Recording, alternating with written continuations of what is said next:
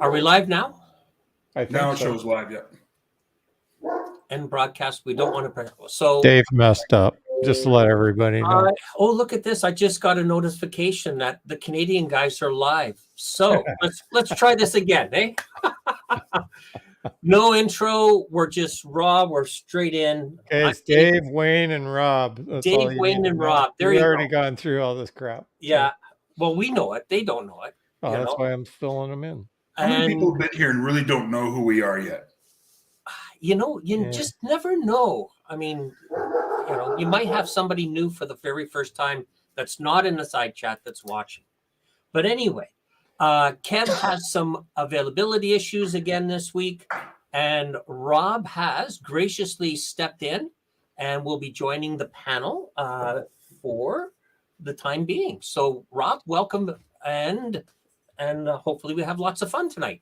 I'm totally happy to be here and excited to host next time. Very cool. All right, so just Well, let me break in. So, Okay. Just so everybody that's here now, so just spoke to Kev. Monica's okay, not 100% yet, and he says hi. That's it. Very good. Thanks. Rob, anything more? Do you want to introduce anything more about yourself? Well, for those that don't know me, recently retired 31-year veteran of the Canadian military. Been riding since something early 80s when my friends had little mini bikes when I was like 10 years old. Bought my first bike when I was 15, a dual sport. Got out of it for a while. But then after I got back from Afghanistan, decided I wanted to get back into it because the time was right.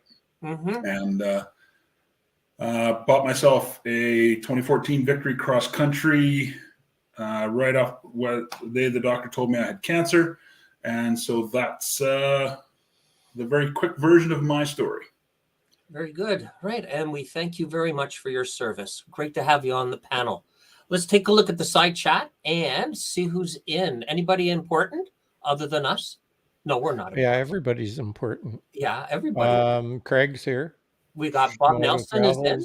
And Bob Nelson was in Daytona. JD from Freedom Biker Tours, Larry 68 HD, Ron Hanna, Bob Nelson. Yeah. Yeah, we got Craig. I started watching his video on the bridges, right? The bridges surrounding Vancouver, right? So a small fun Some fact. guy named There's a Harley's bridge in Diners Vancouver Rides. that is the exact same design as one of the Unchuck. Halifax bridges. What was that, Rob? Go ahead. So, fun fact, one of the bridges in Vancouver is the exact same design as one of the ones in Halifax. Right. And obviously the one in Halifax came first, right? No, I'm not going to guarantee that. I just actually got into a debate with a person on a friend's posted a picture of the Halifax bridge. The person's like, oh, that's the Lions Gate. I'm like, nope. And they got a debate. So we actually went and started Googling a whole bunch of pictures. And it turns out they're the exact same design. Really? I think it's the Lions Gate in Vancouver, McDonald Bridge in Halifax. I'd have to go check again. It saves on your engineering costs if you already got one that's published. Yeah. Yeah. Oh, very good. Okay, so tonight's topic is the spring tune-up, right? So as the days are getting longer, as the temperatures are getting warmer, the salt and the snow is slowly melting, drifting away, right? It's time to talk about motorcycles. So here's the first question. And, how do you, and I'm just going to throw this up here. All right. So how do you mentally get ready for the riding season? Right. And Rob, seeing that you're new to the panel, fire away, my friend. So for me, a big part of it is, the shows are obviously a great part. We have one here in Halifax, kind of. It's a really small show. It's not one of the big ones. It's locally produced, not bad. But for the most part, it's a, walk, jog, run at the beginning of the season. Check all the gear. Just today, I flashed up the bike, check the oil, do all the things you do as just sort of like but give it a bit more of a thorough pre-trip.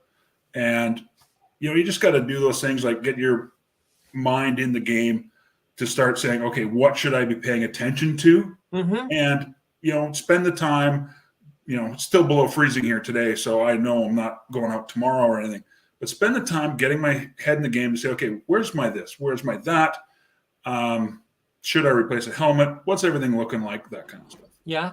Now, do you look into anything? Do you magazines, or is there anything special that you do that spring? With spring happens, you start to think of things to do. Is there any examples there? Nope. Start checking all my bookmarks for road conditions, weather, and maps. Okay, good. Wayne, how about you? How do you get your head into the game? Basically, jump in the truck, and now's a good time to go around when there's no snow on the road, that is. And check out for damage on our regular roads that we normally travel locally, at least, because those are the first ones you're going to hit, right? So just to get out and see if there's any potholes and if there's any damage to the roads or construction as well, because you don't want to get halfway down and find out, oh no, we don't want to go there. So there's that. And basically I've been getting ready for it for the last month or so, because we're actually leaving on the 26th to go south with the toy hauler for a week and go down there and ride around, visit a few people. So I've been planning ahead on that and getting routes ready and just trying to make sure the bike's ready to go and everything's good. So yeah. That's good. And I like your suggestion there about jumping in the truck and checking out road conditions, or even checking out other maybe new roads that you've never ridden on, right? So that's a great idea. Well, we have all the time, because usually through the winter we drive just like we would be out for a Sunday ride. We go out for a truck drive and palm around, and sometimes we go on the roads that we know, and sometimes we're looking around, what's down here? Well, let's turn to the left, which is really better, because even if the road turns to gravel in half a mile, you're not endangering your passenger or anything by driving down that road, where she doesn't like gravel too much, even if it's, non-eventful ride down that road. Plus, we don't want to go down gravel if we got a nice clean bike too. So, okay, clean bike, yes. I got it in. So, just to add a couple of both of you great suggestions. So a couple of things that I find is starting to watch a little bit more YouTube and the motorcycles, your channels, and a lot of people in the side chat looking at their channels. I've got a magazine that I subscribe to, and I think I've shown it before, but anyway, it's called Roadrunner, and it's got all neat articles and write-ups on accessories and things like that. And then also, I belong to the York Region Harley Owners Group, or HOG. And what we've been doing in the winter months is having a social lunch with the group on Sunday afternoons at a local establishment, and sit around shooting the guff and planning rides and things like that. So, that's kind of where I've been, getting my head and getting excited for the spring to happen, and the bikes. And the nice thing, the Motorcycle Super Show, which is happening here in Toronto, our chapter, the York Region HOG, we've got a booth attached to the dealership's booth, and we'll be there, answering questions and chatting with the show participants. So excited about that. That's at the end of the month. So Okay. Any other thoughts, guys, before I flip up the next? I just wanted to note that just in the last few days, we've started to see some of a little bit south of us riders starting new videos. They're getting their bikes out and they're actually making videos again. And so it's only a short time before we're going to be able to go. So Yeah. Yeah. I have to, my bike's in pieces. I have to put it all back together. Fun Chuck was laughing at me. Chad there, I had to tell him I dropped some loose change down in between my seat cushions and had to take it apart to find it. So, and then somebody else told me I needed Q-tips and wash rags to wash my bike as I was taking it apart. Anyway, all right, so let's get rid of that. We're back to here. We'll give ourselves the screen here. And next question. So, motorcycle checklist. It's now obviously you may have done some work prior to the bike being put away for the winter. So, what do you do in the spring to get ready for riding season? And Wayne, why don't we start off with you? well, I won't be doing anything special to the bike. The only thing I did do was I put the trailer hitch on, but now I've decided that it's coming back off. I'm not going to use it for at least this year anyway.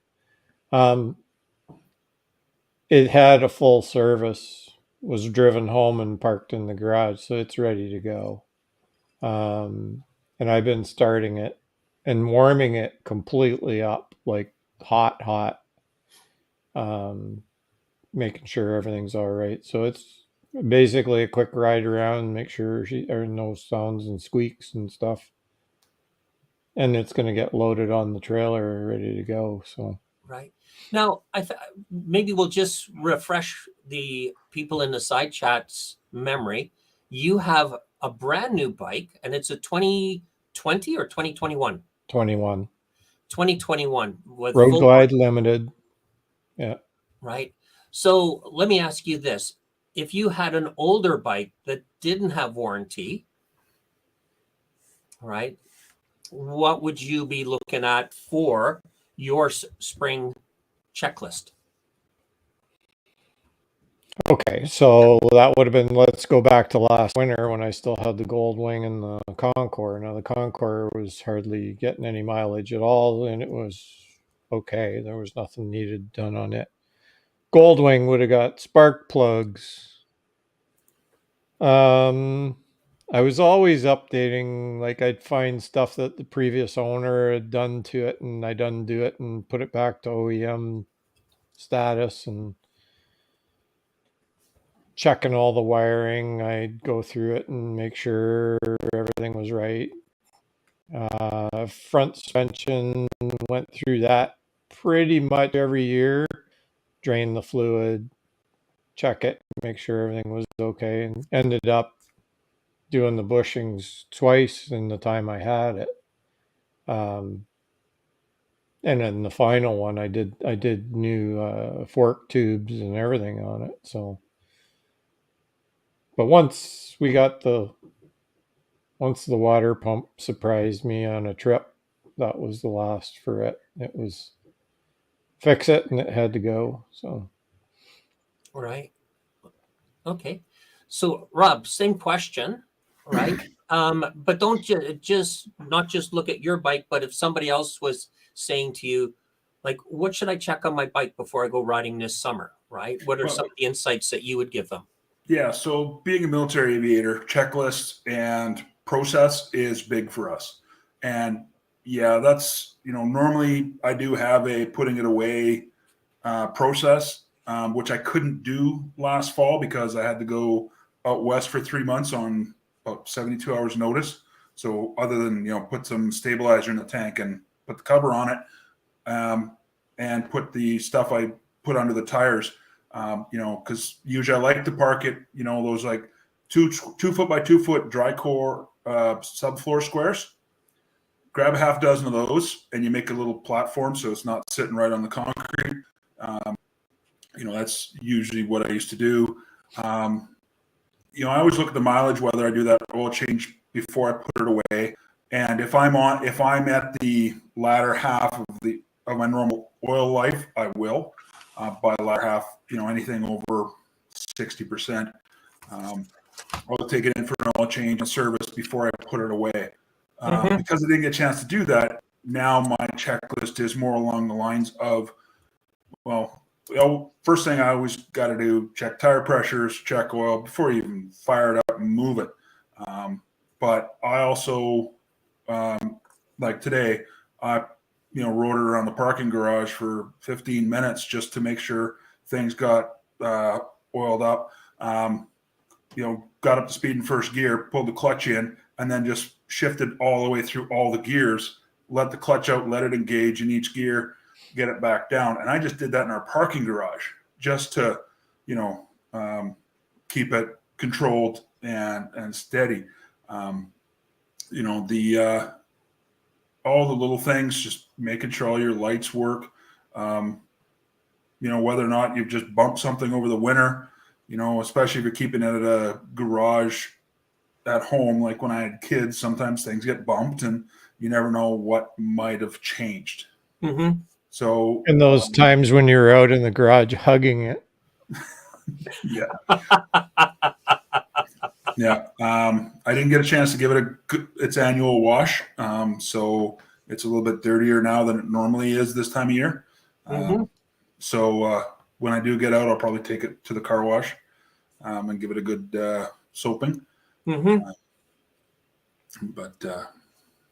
then, as I mentioned, the biggest thing is a slow go through of all your gear. Pull out all your gloves, look at them all, put them on, because they will have stiffened up over the winter. Start looking at it, realizing, okay, that one's actually getting thin. Maybe I should throw it out.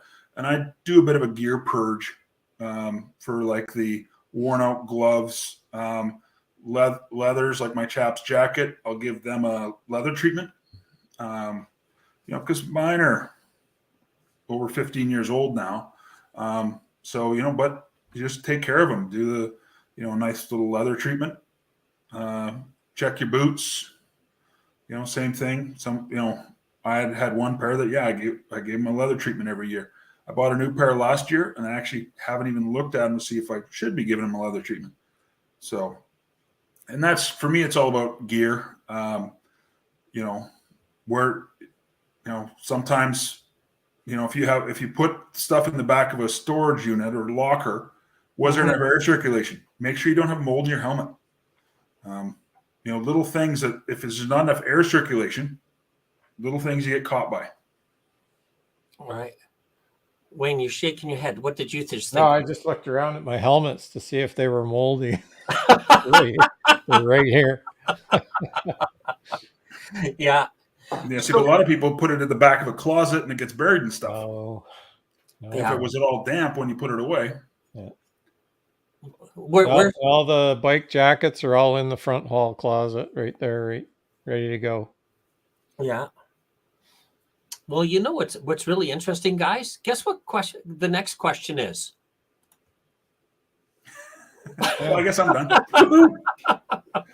I guess I'll refill my beer. Right? Yeah.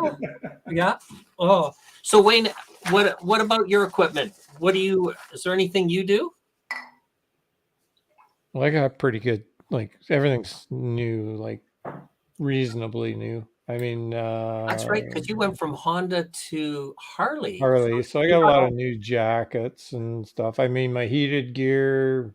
Mandatory clothing purchase with the HD contract? Yes. Well, I always thought, getting a little off topic, but I always thought I never had Harley stuff, no T-shirts, no nothing.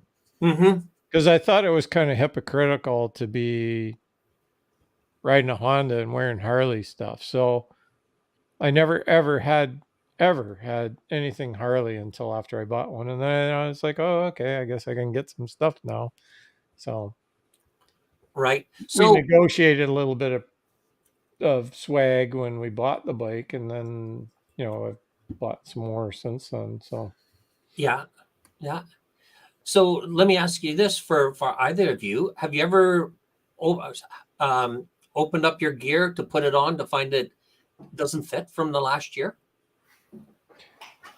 Well, that may be this year because I've lost a lot of weight. So So everything's going to be loose now. So yours is going to be back. And actually, Lori was yeah. in the other room laughing as soon as I asked that question, right? So, No. right. Yeah.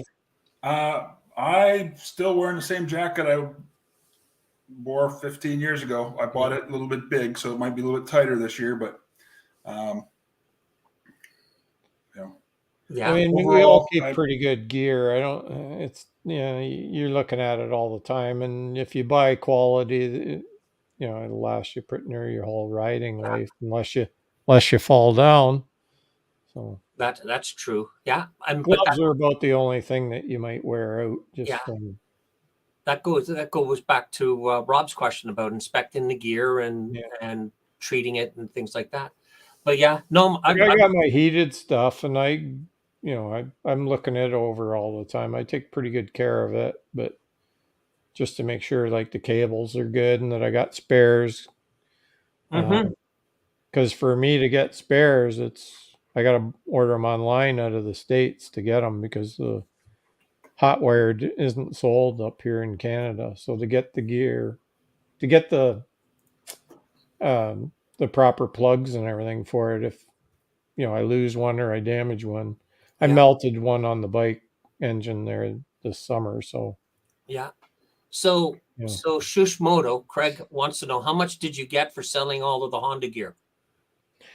Well, that was the other thing. I never really advertised anything. I never had anything that said Honda. I never had anything that said Kawasaki. Mm-hmm. I bought all generic stuff. Probably subliminally, I knew that, I was probably going elsewhere. Yeah. Uh, but now I do have strictly a lot of Harley stuff. Yeah. And it's either like Willie G or it's like I got that same jacket you got, Dave, the orange and black one. Right. That's a standard one. Yeah, everybody's got to have one of them. Yeah. It used to be that in The our hat.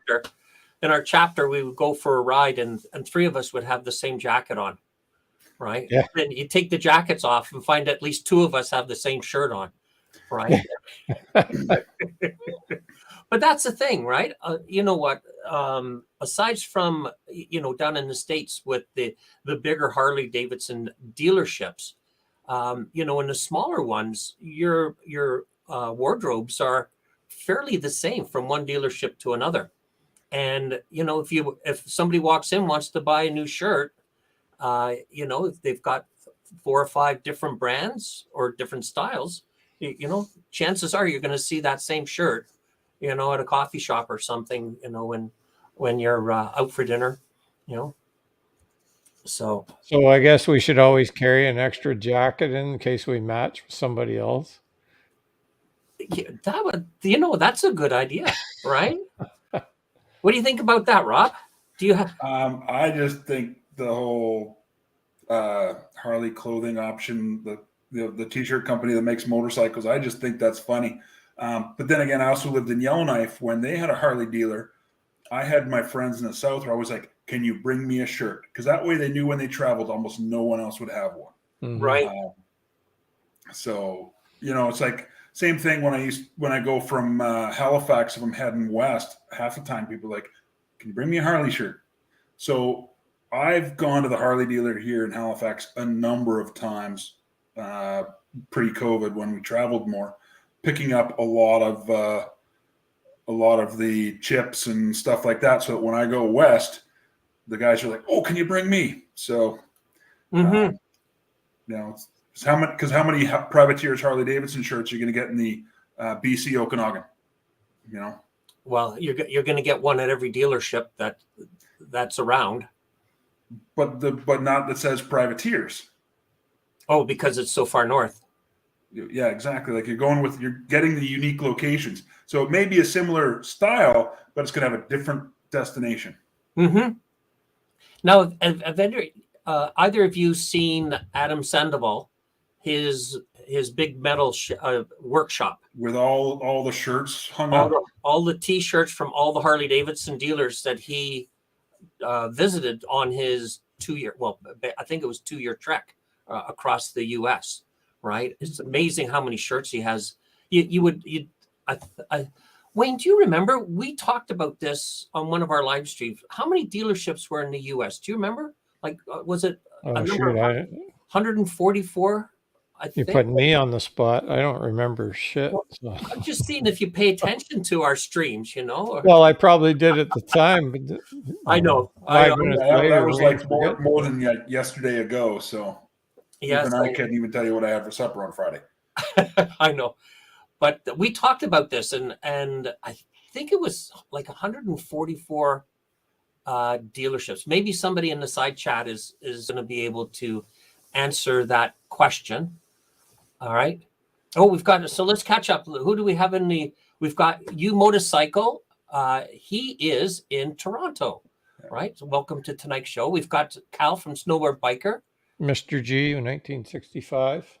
Is in the house, right? Ron Hanna has jumped in again to see us, right? And Joseph from Freedom Biker Tours. I see him talking with you a little bit there, Rob. Yep. He looks like he has some East Coast questions, so I'll hook up with him tomorrow. Yeah, that's great.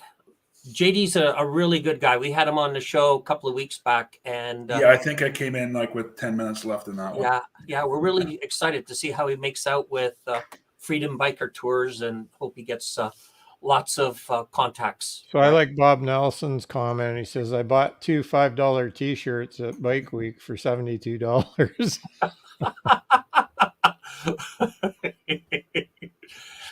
And you want to know something? As soon as you wash them once, they'll turn from an extra large to a medium.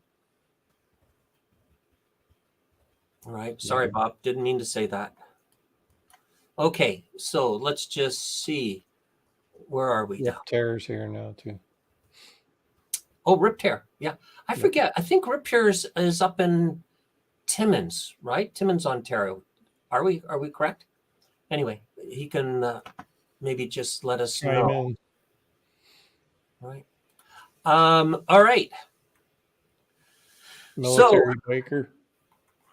Oh, Stevie's here. Hey, Stevie. How are you?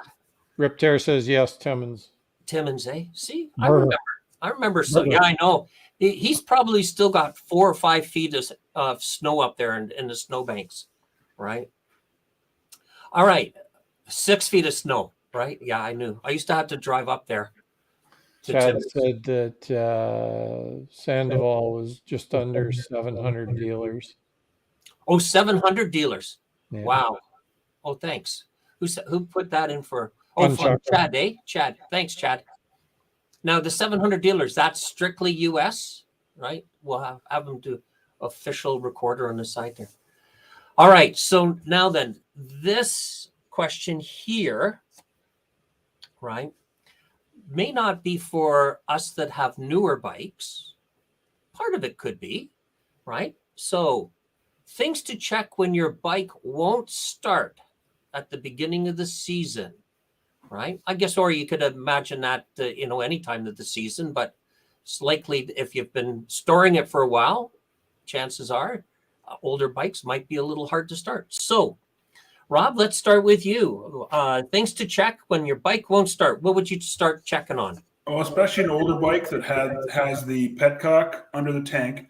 If you closed it and if the gas might have drained out of the carburetor, and then so you may have to wiggle it back and forth a few times, and then you'll hear it gurgle, because a bike I had about 10 years ago was a 97, and that happened every spring. Right. If it sat for more than a month or so with the petcock closed, the gas would drain out. And we just had to get that. There'd be a bit of a vapor lock air bubble in there. You just had to work through. But I find also is if you've got a bike with a lot of micro switches, like your clutch in, gear selector. It has to be neutral or kickstand. All those different micro switches. Mm-hmm. Sometimes if they get stuck in a specific position for sitting so long, that's another common one. That's almost the first thing I used to check when a bike wouldn't start at any time, is because I always found all those micro switches were usually the problem. Well, the side chat's going crazy about fob batteries and bike batteries, and That sounds like a Harley problem. Yeah. Well, it's anything with a fob, really. So here's a gold wing one. Okay. Check the air filter. You may have had visitors during the winter make foam inside your breather, and your engine may not get enough air to actually fire. That's a common problem with the GL 1800s, and somebody that left them in a barn or something where there was rodents. Yeah, I had a friend that had a snowmobile, and he brought it out in the wintertime, first snowfall, going to go for a ride, and he gave it a good pull. It started and then stopped. And what happened was, when he took it apart, he had sucked a mouse nest right through the carburetor. Yeah. And that was the end of the motor, right? Until he tore it all apart. So yeah, good point there. Most of the ones I've seen where there's been photos, the mice don't touch the element of the filter, but they just make a bed in on top of it. And like large amounts of stuff, like crazy amounts. Oh, yeah. I have a cat wanting attention. I was just going to say, yeah, they probably get. As soon as we start talking about mice, the cat shows up. Yeah. And an old guy on a bike says mice chewing on wires is a problem too. So. Yeah. Some of that stuff, depending on how thorough you do your first sort of inspection, going over it tip to tail, you look for those kind of things, especially if you've kept it outside or somewhere, right? Where you don't have a lot of flow through. Like, I always had mouse traps in our garage and stuff like that, so I was never too concerned about squirrels and mice. And I've always made a point of, if I don't have a garage or somewhere, I store mine off site for the winter. Right. Now, do either of you put the fuel stabilizer in before winter? Okay. Yeah, I did this year. And so do I. I bought 2 bottles. I put about half a bottle in the Harley, and I put it in my lawnmower, my generators, everything. I put a little bit in everything. So. Right. Well, when I used to have a generator, we used to get a lot of use of the generator in the winter here in Nova Scotia. Right. With just power outages and that. Ice storms. Yeah.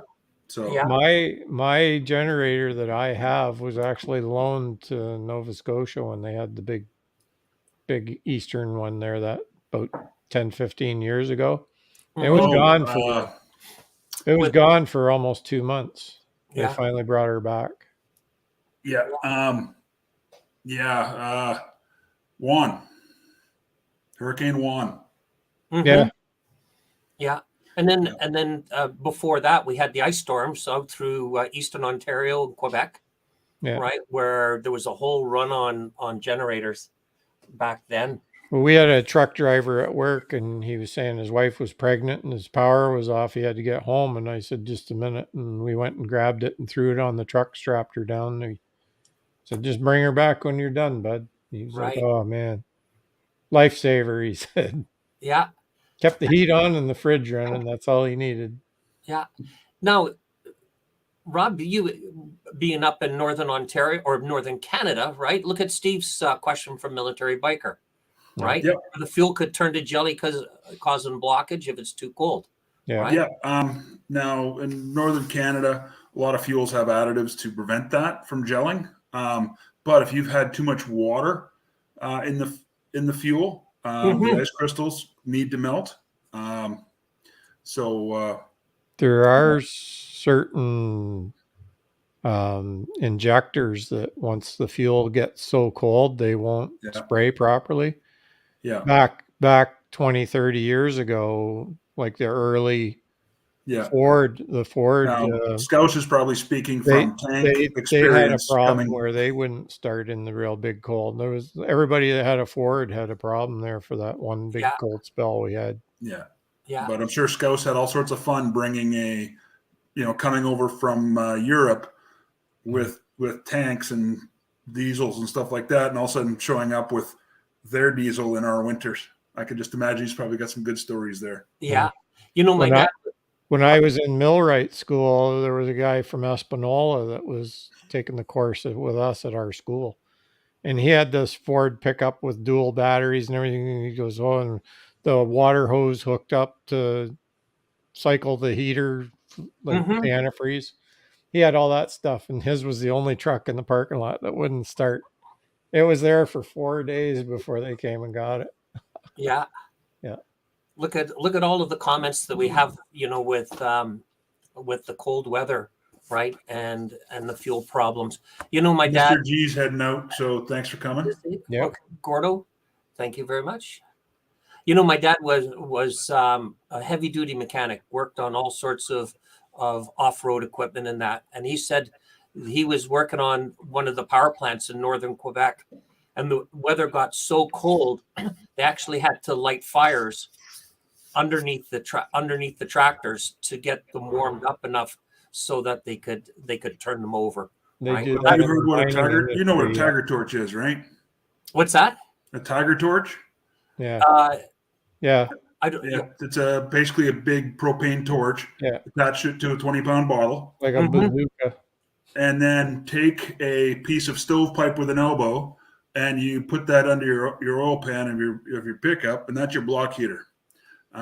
Works on tractors, rigs, but you go up to Yellowknife, like right now, they're running the ice roads. Mhm. Those trucks don't shut down; No. No. they just keep running. Well, all those Um, guys up there in the mining industry, they'd buy like a little Chevette or little car like that, and they'd just leave it running all winter. Yeah. They never shut them off. They'd go to if sleep you can and get drive, up if in you the can drive morning, it the enough, car was yeah. running, ready to When go. we lived in Yellowknife, we only fired up the vehicle once a week to go for groceries, and it would idle in the parking lot with all the other idling vehicles. And it Mhm. was the people who would like start up their car, drive for a minute, cross town, shut it down. They would have problems of them freezing up. Jolly Right. up. Right. Yeah. How did Moving on. we get stuck on talking about winter when the topic is spring tune-up? Where did we get from? Scouse Well, we talked got about talking fuel about gelling. fuel gelling and the Oh, that's it. Okay. All right. Right. carry on. Here. Never mind. Steve, thank you very much. Right. All right. So the next one, right? Because we've been off our bikes for a while. Now we're getting ready to, start the riding season. And what happened? What are some of the reasons motorcycles tip over? Rob, do you want to take a stab at this? Well, the first one is you forget to put your kickstand down. That's the most obvious one. Mhm. Or you just aren't paying attention. And we all ride bigger, heavier bikes. Mine's 850 pounds without me on it. And so if it goes over too far, I'm not, if I'm just not paying attention when I come to a stop, go, oh, feet. Mhm. It's like just, Side chat, Dave. yeah. And rip tear brings up sand. Yeah. Like you go to put your foot down, your foot slips. Or even just your brakes. If you go on the front brakes and then just, front tire skids on sand. Front brake with the handlebars turned a little bit. It's about Mhm. number one. Yeah, drunk babes. I like that one. And what was the other one? Beer. Yeah. So you get caught in no man's land. So you're coming into a driveway or out of a driveway, and you have to stop, and it's too far for your feet to find the ground, Mhm. and that's it. Game over. Yeah, in the spring, potholes, you'll see that a lot where the tires will be on the edge of the pothole and then they're doing a little bit of Yeah. thunk. Yeah. Yeah. We had a guy at work this week, and we had high winds on that weekend before. And he said he was in Niagara Falls, and he said there was a guy on a Kawasaki right in front of him, and he said he just went. He was gone. Everybody jumped out and helped him pick his bike up and get him on his way. But Yeah, yeah, yeah. it's all the rookie mistakes. Yes. Well, again, think of all of the number of people that have bought motorcycles over the winter. I've got a couple of friends in the chapter, right? They've bought brand new bikes. They go into the dealership. They look at them sitting in the back storage there. You know, they're dying for those bikes to be brought out of storage and jump on. And, you know, a lot of times it could just be, you know, the size of the motorcycle going from like a Sportster to a Softail or, you know, an Ultra, or even just being overconfident with going from a smaller engine to like a 114 or bigger, right? Just not knowing the bike, jumping on, and away you go. Yeah. Right.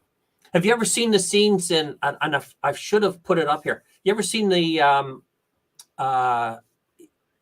Wild Hogs at the very beginning, where Dudley there he drops the clutch and takes off across the grass embankment and finally runs into a sign, right? So perfect example of being either too confident or not paying attention, right? So Steve says passenger can cause it. What's your thoughts there? Princess Same as is too us. small to really affect anything, but yeah, I guess maybe getting on the bike there could be a little issue. Maybe. Mm-hmm. Just forgetting how things handle. Yeah. Yeah. How many feet do you guys put down at a stop? Well, the procedure is you put one down, the left one down first, and then you can drop the other one when you're stopped. That's how I do it most of the time. There are exceptions. You pull up to a light and you're on a steep side angle. Mm-hmm. You can't touch your foot on the other side. You got to go with the right. So it depends on what's going on too. Yeah. Situation dependent. Yeah. Yeah. I like Bob Nelson's comment here. What about an old guy like, well, Bob, join the club here, Chris. There's a few old guys on the panel here. They can't make their legs go down. You know what? When I've been on a long ride where it's been nonstop, you know, it is. You come up to that first stop sign off, they're coming off the highway, and, you know, the old legs just feel really stiff and heavy, right? Oh, and for Craig, right? Too short for two. Oh, because yeah, that's right. Because Craig has the Pan American, right? And it's got the adaptive ride, but it's more raising the bike from a low position. All right. I'm going to share my screen, Dave. Okay.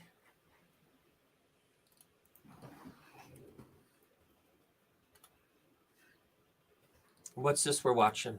Oh, just hang on. Okay. Coming. Here we go.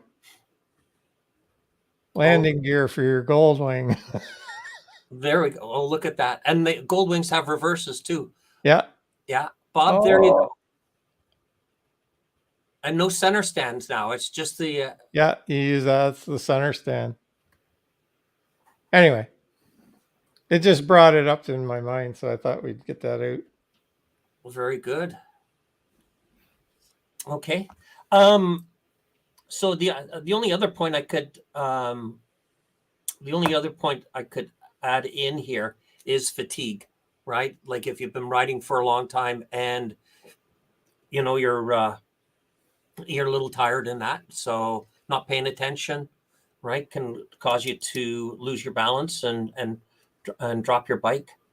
And the other thing is, finally, is, you know, looking at the ground, having your point of vision down at the road versus up, you know, scanning the horizon, right?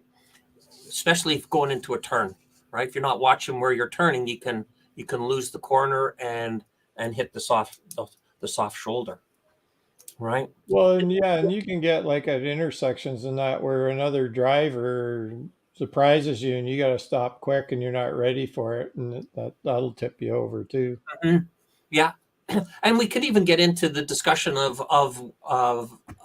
weather conditions, right? The first 15, 20 minutes of a rainstorm, the roads are going to be greasy. I've seen riders go down because of that. Yeah, Uh, oil spills and stuff like that. yeah. So, what did they call them? Tar snakes, right? You ever hit a Yeah. batch of highway where there seems like there's forever, forever. They should be outlawed. Yeah, a friend of mine actually used to be a motovlogger. Darth Ram got thrown into a ditch by one in Alberta. Really? Yeah. Well, hopefully he's okay, right? Oh yeah, I broke his elbow. I was there. I watched it happen in my mirror. Mm-hmm. And it was a bad corner that's actually cambered out, and he just hit a tar snake, and it sat up a little bit as he tried to correct it, and it just couldn't make the corner. Mm-hmm. But you brought up earlier about being tired. That's one that actually caused me some issues years ago, because of course I was doing some cancer treatments, and I found I got really tired really fast. Mm-hmm. More than I expected. It was taking me longer and longer to recover energy. And so I actually did a long trip to BC, and I almost dropped my bike a couple times because I wasn't in it. And tired and fatigue made a huge difference for a lot of that, because Victory has nice engine guards where it's not actually going to go that far over. It always caught me by surprise, just how tired I got. Mm-hmm. Yeah. Yeah. And being tired, fatigue, right? That's really going to affect you. All right. So let's check out the next one. So we just finished talking about, dropping bikes, tipping over bikes. What do you think the next question is? Picking them back up. Do you know how to pick them up? You guys are so good tonight. You're right on, right? I can't surprise you. All right. So Wayne. Okay, which side did it fall on? Well, why don't we start with a general question, and then we can get more detailed, right? So at a high level, you drop your bike. What should you be thinking about doing? Well, number one, gently let it down as much as you can, but get your goddamn foot out of the way, because it's going to get crushed.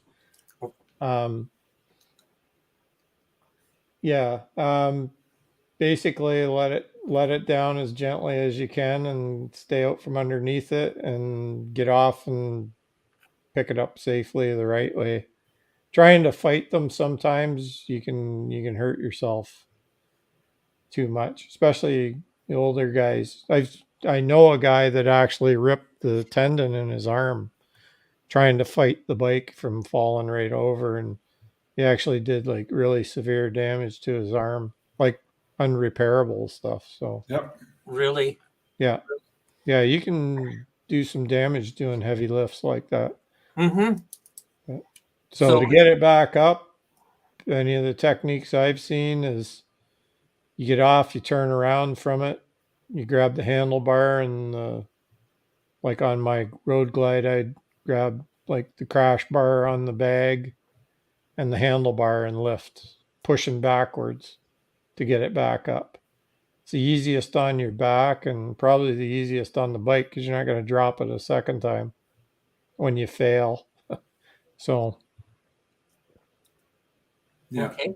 Technique is a big part of it. Little Yeah. things like if the uneven ground, if it's on the right side, you can put it in gear, make sure the kick stands down, because I've seen people pick them up and then they start to roll away because it's uneven ground. But if you can, get friends. I remember coming home from work one time and my neighbor's bike was on its side in his driveway. And so I parked my truck and he's walking across the street and he's like, "Can you give me a hand?" Right. Yeah. So obviously you're not going to leave the bike laying on its side, right? Because the longer it lays on its side, the more damage could happen with it, right?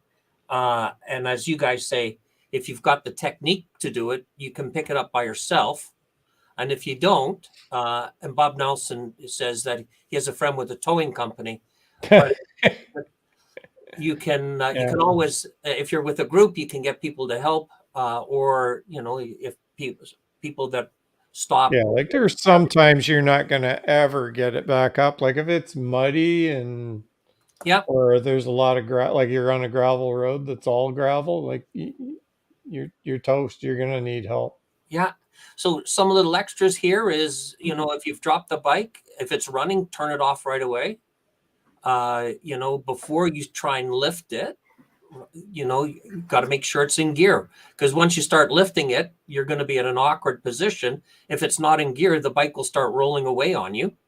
So, before anything, make sure it's in gear. What else should you do before you jump back on the bike? Well, let it sit for a minute and let it level out the oil in the right spots and Check yourself out. Adrenaline could hide an injury. That's true. Yeah, good point. Right? You could be just thankful enough that there was no damage on the bike that you want to jump back on, and really you should be sitting down having a Well, if you did it on a bike night, everyone saw you, so you want to get gone, save the embarrassment, right? Yeah. Seen that happen. Yeah. So then they come back the next week and they deny that it happened. that wasn't me. It must have been someone else with the black street glide. Don't know what you're talking about. It was that. Just a second. It was that guy on the Harley right there. Yeah. So the other thing is assessing the damage of the bike. If you've dropped it, hopefully it's rolled onto its engine guards. But if it hasn't, you could end up with some cosmetic damage of scraped paint, gas tank. Right? It can bust the engine case too. Right. Yeah. So you're wanting to assess whether it's a minor or major fault with the bike before you start it up, before you jump back on it, right? If you were riding at the same time when you've gone down, let's say in bad weather, did you hit something, or have you twisted a front tire? Fun checks. Check fun check. And Chad got something. Chad's always got something good to say. Right? Is this the one? Yeah. You know what? I have actually, and somebody said it earlier on about beers and that, we were up riding with a group in Manitoulin Island, a place called Gore Bay. And we had a really good night the night before, and got up in the morning and had to turn. We all wanted to have our bikes turned at a certain angle so that we could take a nice picture of the group. And so I jumped on mine, and as soon as I took the kickstand off, I leaned a little bit too far to the right. And after taking the kickstand, I just kept going over and over and over, and very gentle laid it down. Right. So I was lucky. I had 6 other guys to come over and help me put it up. And then didn't I do the same thing again after riding it over in front of the restaurant, turned it around, went to put the kickstand down, leaned too far to the right, and down she went again. Luckily, no damage to the bike. But, even to this date, I still hear it from these guys. Craig's got to run. So thanks for coming out, Craig. I guess it's probably supper time for you. Yeah, we'll finish watching up the Vancouver bridges. And Craig, I don't know if you noticed, but we'll only watch part of it. I'll watch the rest of it, right? I just wanted to show Craig, I've got this nice moto hat, right? That sent me, and the toque is very warm. We've been needing it here in Ontario with this blasted, weather. But the toque is very warm. So anyway, we got anybody new in the side chat? We got Kuya Ron in the island. Oh, he's joined us. Okay, very good. Welcome. Where are you from? Put in the side chat, please, so we know where you're from. Right. Just a second. I'll bring him up on. There he is there. Thanks for joining us. Yeah. Right. All right. So Next topic. Right. Oh, he's from Palawan, Philippines. Oh, wow. Cool. Very cool. Long Welcome. ways away. Good morning.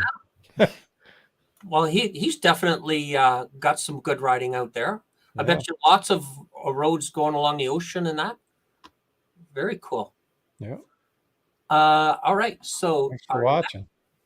Our next That's awesome. question. Canadian guys are worldwide. Very good.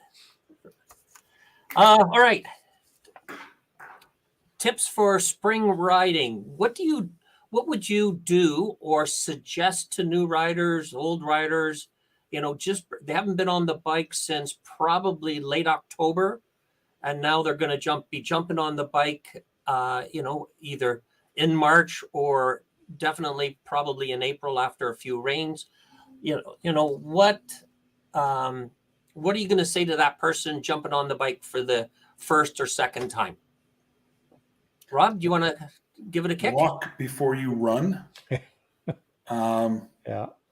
Just don't overextend your skills. You're rusty. You're out of, you're in essence, you're out of shape. Mm-hmm. Conditions are not going to be the greatest. Cold tires on the colder mornings, sand in the corners, shady spots can still be icy. Take it easy. Bob Nelson says, "What is spring?"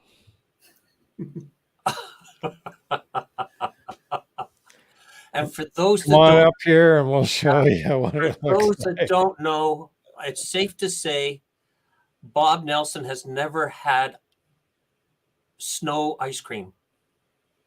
Snow cones. Yeah. Would you say, Wayne, would you say that would be a correct Probably, statement? Yeah. Well, we'll have to invite Bob up here one winter, right? Okay. So Chad said about don't get cocky and override your skill level. Yeah, that's basically what I agree with what Rob said. Just take your time.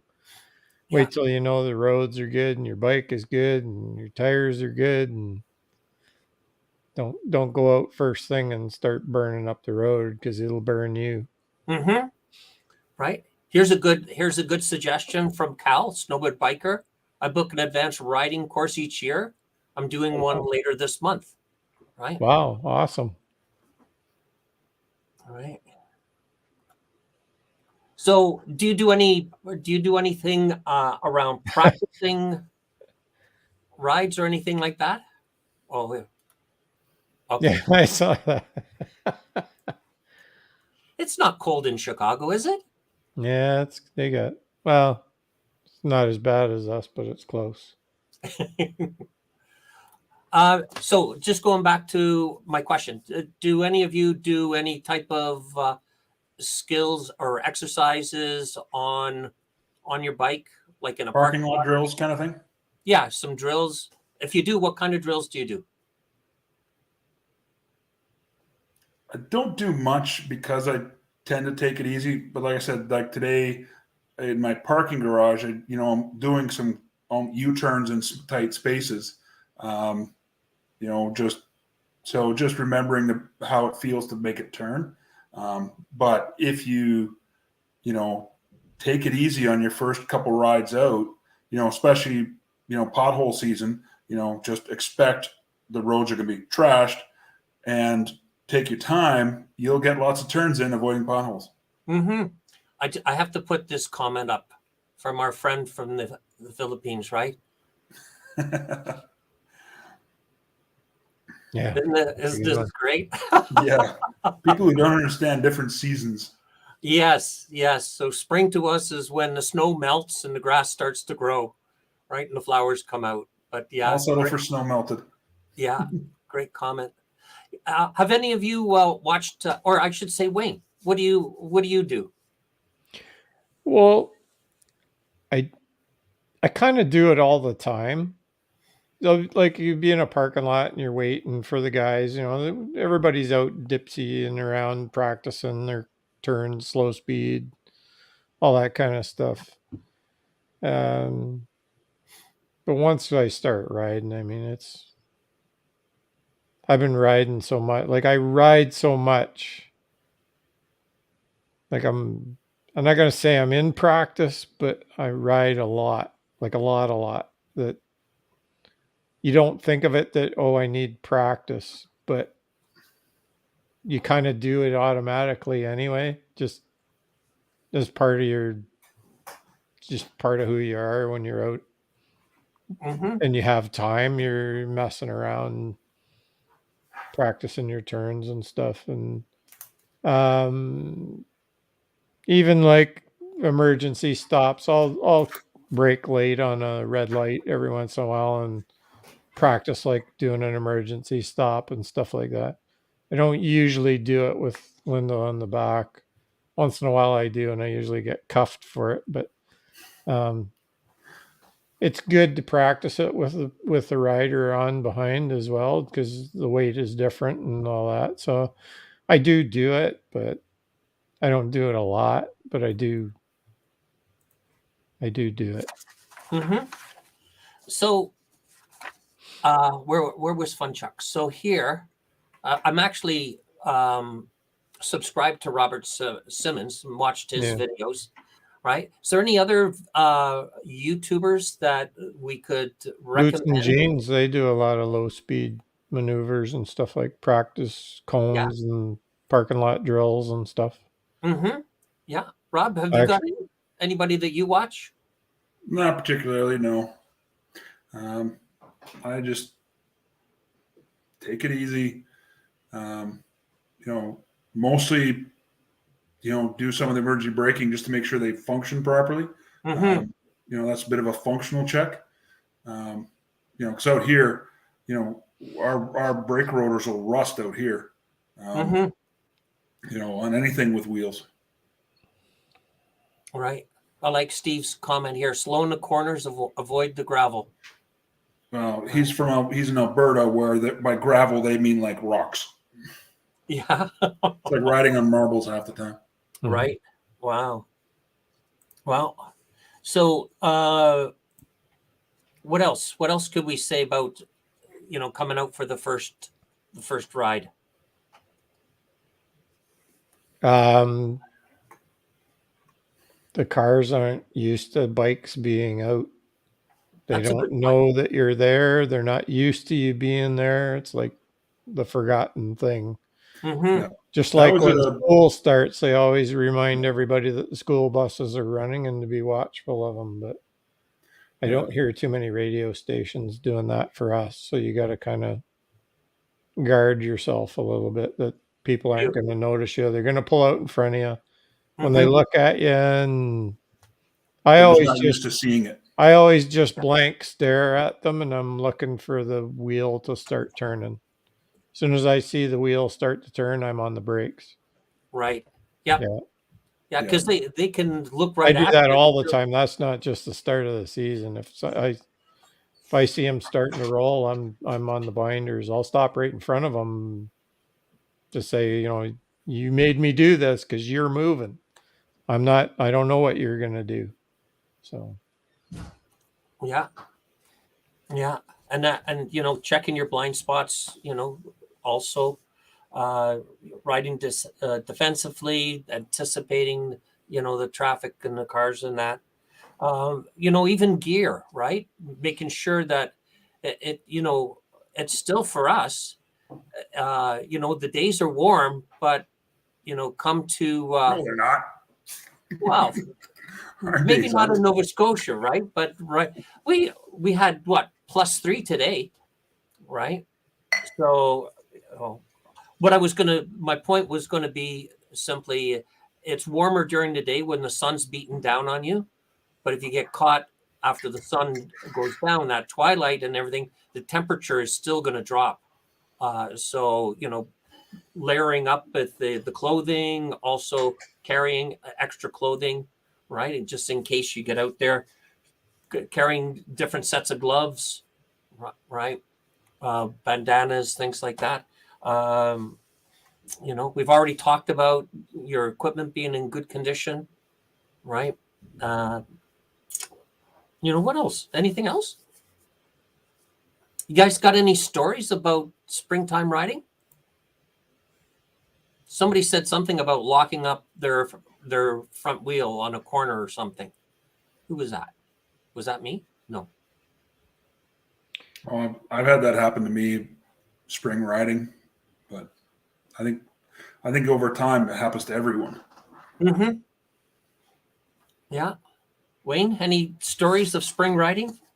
No, mine are all summertime stories. Oh, okay. All right.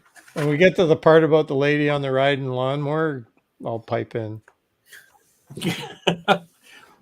Rob, have you heard about the lady on the lawnmower? No. Oh, I'm kind of nervous now. Okay. Well, I got run off the road on my friend's FJ 1100 Yamaha by a lady on a riding lawnmower. Took me out hard. oh, here we go. Now look at Bob Cows, right? Did you see the Goldwing that ran off the drawbridge just hanging by the trailer? I saw a picture of that. That's where that was Daytona. Oh, that's what the trailer's for. Yeah. To Isn't keep that you from falling to your death. Yeah. Yeah. I think last year there was a guy on a bike with his girlfriend or woman on the back, and they actually drove around the barriers.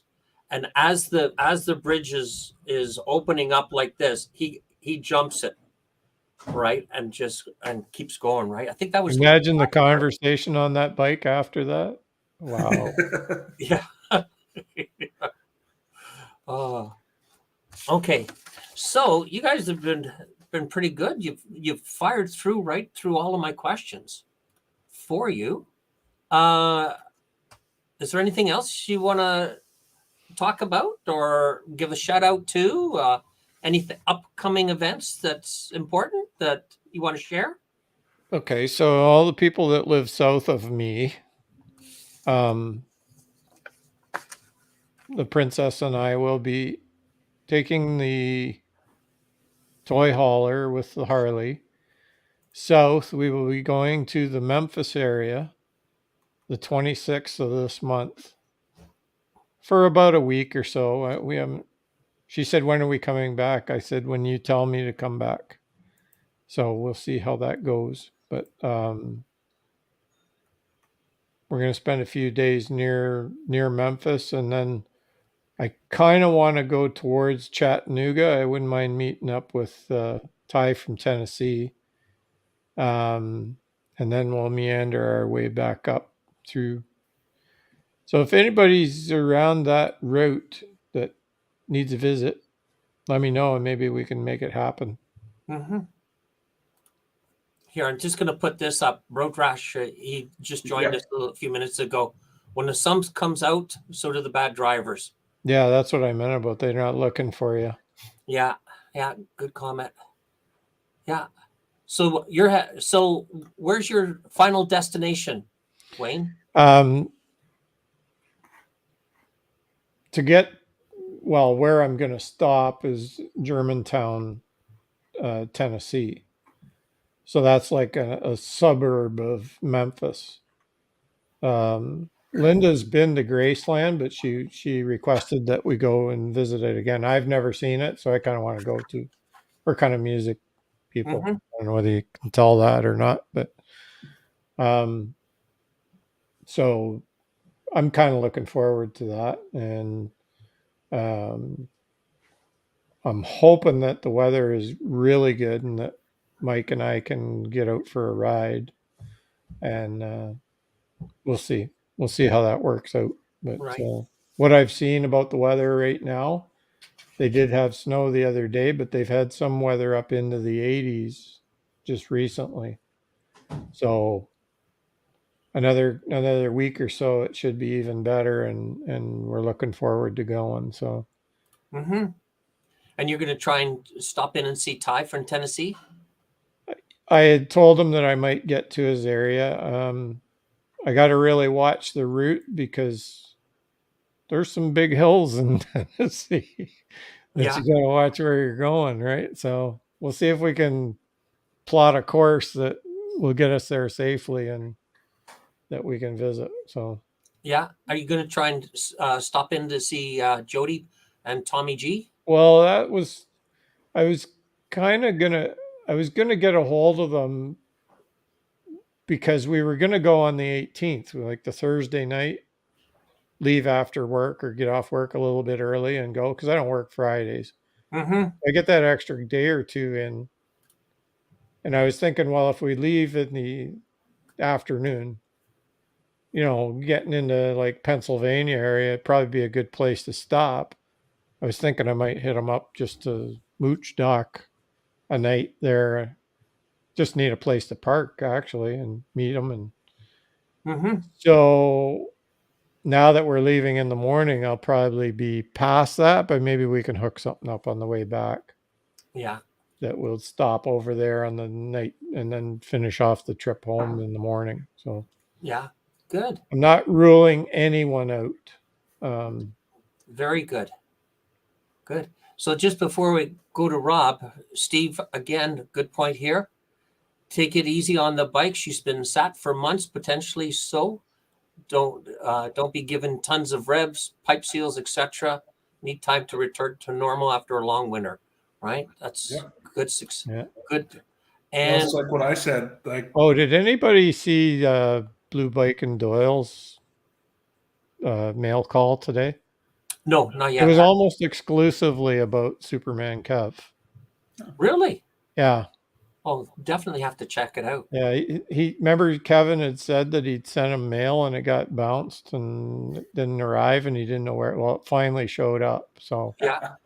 Oh, good. Yeah, I was like, got to get a hold of Kev and let him know. Yeah. Now, Rob, have you heard of the VAM 22 down in yeah, Virginia? I've seen people talk about it on the other live streams and stuff like that. Yeah. Yeah. Now, I've confirmed now that I won't be able to go because our hog chapter is helping out with the grand opening of our dealership's new store. So they've got a weekend of events planned there, and they're wanting us to come and set up a booth and work the show. So unfortunately, I won't be going there this year. Hopefully, maybe next year. Wayne, how about you? Have you? We were scheduled to be in the Nashville area on a couples ride with the riding group, but we had to back out because of Linda's work about obligations. So I will be going by myself Oh, good. and I won't be taking the toy hauler. I'm going to ride and I'll get a room somewhere, I guess. Mm-hmm. Yeah, I'm going to go. There's a lot of people I want to meet, so that's Yeah. probably the best place to do it. Oh, good for you. Right. I'm sure you're going to have lots of fun then meeting Yeah. people. Right. Yeah. Rob, have you ever thought of going down to this event? I've thought about it, but it's like especially this year, my summer schedule is really in flux due to a number of issues. Mm-hmm. But last couple of years I've tried to do it. Like I was trying to get together with Daniel Cabot Trail Biker to go into New Hampshire with his event in September. I've tried lining up different things, but nothing ever really worked out for me. So now that things are opening up, I can hope, but my schedule isn't my own as much as I would like right now. Just due to some issues out west that put me out there for a better part of 3 months. Right. So how far would it, have you ever checked it out? How far would Virginia, Tazewell, Virginia be from where you are? Or just... So it's about, because I have looked into it, the Virginia area, because I have friends there. Because we have Canadians on exchange down in Virginia, Washington, D.C., all that kind of stuff. To answer Funchuck, yes, it's going to be on. They've announced it within the last week or so. And But it's about 24 hours riding time, about 2,400 kilometers. Wow. So it's a hard ride to get there, Yeah. even in just 2 days. Yeah. Right. And have you been to the Wharf Rat Rally? Wharf Rat Rally, Digby. Got caught in traffic with it, trying to get there to Digby. I want to say 2008-ish, maybe 2007, and after that, it was just your lines of bikes up onto the highway. It was just not for me. Okay. Tazewell is 10 hours from my house. Yeah. It is, eh? Yeah. So that's doable in one day. Yeah. Right. If that's through Niagara Falls, Buffalo, down that way, to go the other way, Detroit, Toledo, it's a little over 11 hours. Mm-hmm. Yeah. Well, very good. Cool. All right. So, Rob, anything planned for this year? No, mostly because I'm being careful what I commit to, just because I don't know if I'll be out west this summer or not. Right. So, and everything will be about, whether or not, how much notice will I get to head out west? Mm-hmm. Will I take the bike?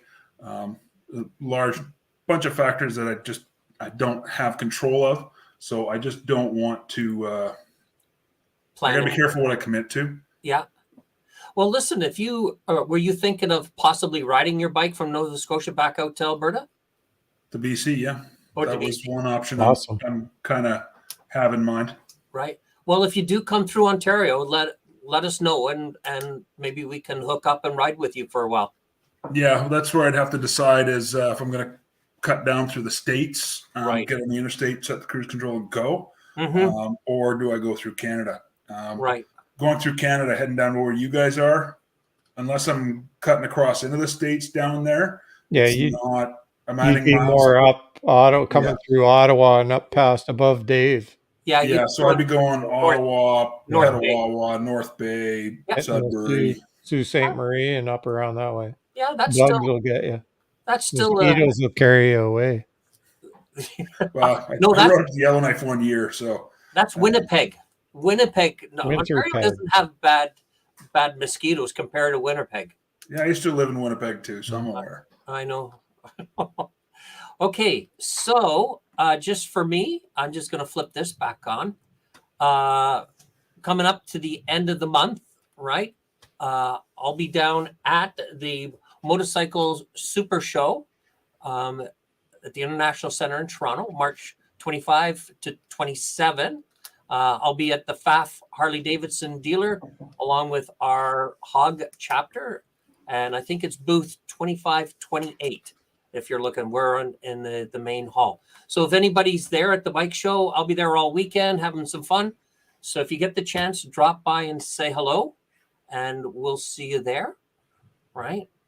And coming back here to these two lovely guys.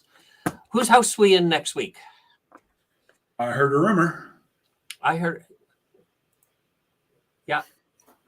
The two guys over. So Rob's gonna he's gonna jump into the mix and is gonna host our live stream next week, next Monday, and it will be live from Nova Scotia. Something new for the Canadian guys. Yeah. So again, I'd like to thank the people in the side chat. Your comments were spot on with our conversation tonight. Great to see some new faces here, and great to see the regulars popping in and participating, right? So again, thank you very much. Yeah, Wayne, side chat was really active tonight. Yeah. It was some great information, and even Chad, thanks very much for looking up the information on the Harley Davidson dealers across the U.S. So any other things we want to do before we go? Any last? Well, I'm just going to add a shout out. Seeing as you mentioned the Super Show, a friend of mine's going to be there with a booth. He's actually a retired military, And he's going to be in booth 4101 at the Super Show. Mhm. And it's Dispatches Adventure Ride. It's his name's Mike Terry. He's a military veteran who does a PTSD awareness ride, and he's going to do over 20,000 kilometers all over Canada this year. It's a speaking tour at Legions and things like that, all available on his website or Facebook pages. And one thing that's interesting that really kind of excites me, because I'm helping him a bit when he comes out east, is he has a film crew following him, where a Canadian indie filmmaker, Patrice Berriot, who has done PTSD style films before, about he actually went to the Forge, which is a equine assisted learning in BC, and did it's called 10 Days is the name of the film. And so they're doing a film on Mike's journey called The Messenger. And anyway, booth 4101 at the Super Show. If you go there, tell him Rob says hi. I will. And what's the name of his booth? Dispatch Riders? It's probably Dispatches Adventure Ride. And what's his name? Mike Terry. Okay. And remember that, Dave. I'll be in. Here, let me just I'll pop be on the my way Facebook page. to, You'll be on your vacation. Yeah. Right. And this is Just the pop only the Facebook page into the side chat there, and yeah. And just FYI for the people in the Toronto area, the other spring bike show that was normally in April has been canceled. So it looks like this is the only bike show for us this spring at the end of March. So this isn't the new bikes dealer one. This is just the. I haven't heard anything about the dealer. There was normally in January we had this show, and then I think in February you had the new bike show. Yeah, and all then the new stuff, because the new stuff isn't at this show. No, it isn't. Well, there is new stuff at this show, but it's the dealer. It's not the manufacturers. Yeah. Right. Yeah. And then we used to have one in April. So the dealer one I didn't think is going, and the April one has been canceled. Mostly due to the International Super Show happening at the end of March. So too close together, so they've canceled. They could have done it. What's that? They could have done it. I'm just making excuses. I guess they could, but they've chosen not to. All right. So for the Canadian guys, Wayne, Rob, and myself, thanks everybody for joining us. And we'll see you next week at Rob's house. All right. Okay, everybody, take care.